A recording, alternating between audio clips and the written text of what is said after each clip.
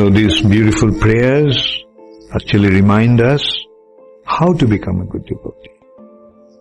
We should not think, oh, I am so poor, I am so uneducated, I am not so good looking. Doesn't matter. Those things, don't worry about them. Krishna doesn't care for that. The whole world may care for that, but Krishna doesn't care for that. Just serve Krishna. Just develop your love for Krishna.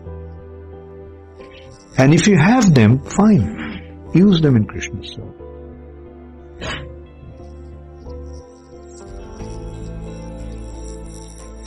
So that is pure devotional service. anyābhilāṣitā-śūnyaṁ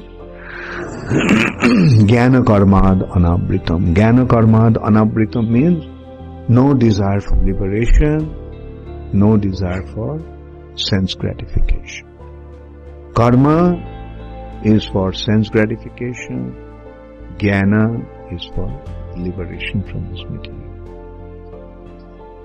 Because both of them are, although one is more gross and the other is more subtle, but both are actually material impediments.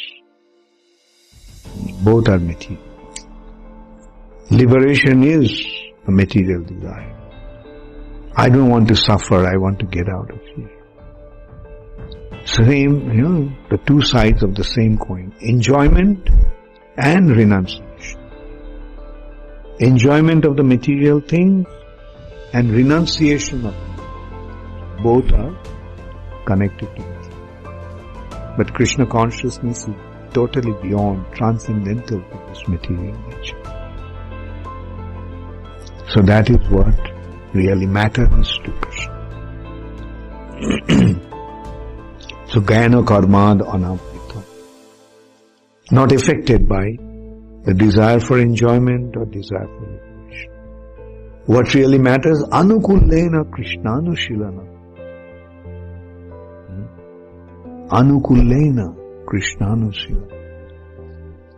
Is favorable, whatever is favorable to render devotional service.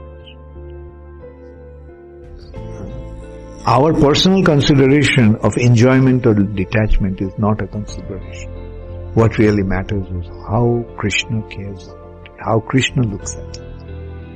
kṛṣṇānusilanam, rendering service to Krishna, is bhaktir uttamā, is pure devotional service to God. And that is our goal, pure devotional service.